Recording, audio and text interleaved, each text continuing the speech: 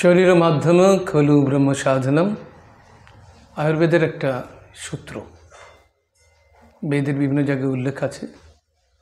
অর্থ হচ্ছে শরীরের মাধ্যমেই আমরা ব্রহ্ম সাধনা করি। তা যারা সাধক আছেন তাদের জন্য তো এটা অবশ্যম্ভাবী।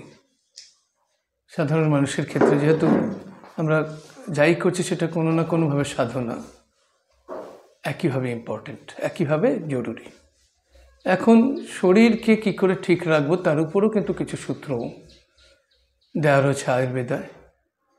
সেখানে প্রথম যে জিনিসটা আছে সেটাকে বলা হয় দিনচর্যা, মানে দিনটা কিভাবে শুরু হবে, কিভাবে শেষ হবে, কিভাবে স্নান করব, সমস্ত কিছু, কী করে ঘুমানো উচিত, সব কিছুর মধ্যে আছে। এখন দিনচর্যার প্রথম কথা হচ্ছে কখন ওঠা উচিত।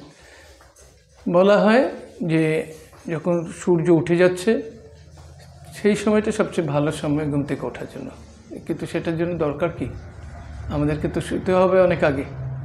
আমরা তো বেশিরভাগ লোক লেট নাইট করে অনেক দেরি করে ফেলি, তাতে করে অত সকালে ওঠা সম্ভব হচ্ছে না। তাকে নেচারের যে সূর্য ওঠার সাথে সাথে যে প্রাণ শক্তি বাড়ে সেটাকে আমরা নিতে পারছি না, সেই সময়টা আমরা ঘুমে কাটাচ্ছি। সেই জন্য আমাদের অনেক সময় যথাযথ যে শক্তি প্রাপ্ত হওয়া সেটা কিন্তু হয় না। আবার সাপদেরা রাত্রিবেলা জেগে থাকে। বেশিরভাগ প্রাণী কী হয়, তারা কিন্তু দিনে যখন সূর্য উঠছে তখন থেকে তাদের কাজকর্ম শুরু হয়ে যায়, খাওয়ার খোঁজে বেরোয়, সব কিছু করে। আর যখন সূর্য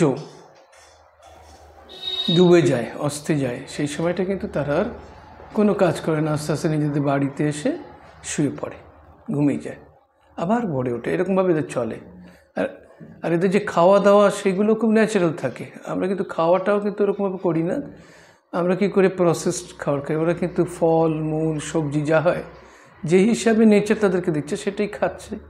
তাতে করে সুস্থতার সুবিধা ভালো হচ্ছে। তাদের যে সিস্টেম, তার মধ্যে না তেল যাচ্ছে, না কোনো বাজে মশলা যাচ্ছে, কিছুই যাচ্ছে না, সুস্থতা বাড়ছে। এখন সুস্থতার জন্য এই জিনিসগুলো অসম্ভবভাবে দরকারি।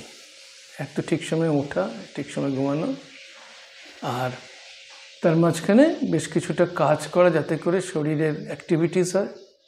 যদি সম্ভব হয় সামান্য কিছু ধ্যান করা, যাতে করে মনটাকে শান্ত রাখতে পারা যায়। কারণ এই যুগে, এই সময় বা সবসময় বোধহয় মানুষের মধ্যে একটা টেনশনের ব্যাপার বা উদ্বেগ উৎকণ্ঠার ব্যাপার জড়িয়েই থাকতো, এখনও আছে। মনটাকে শান্ত করার প্রসেস যদি আমরা জানি তাহলে কিন্তু আমরা বিভিন্ন রকম রোগ থেকে কিন্তু খুব সহজেই দূরে থাকতে পারবো।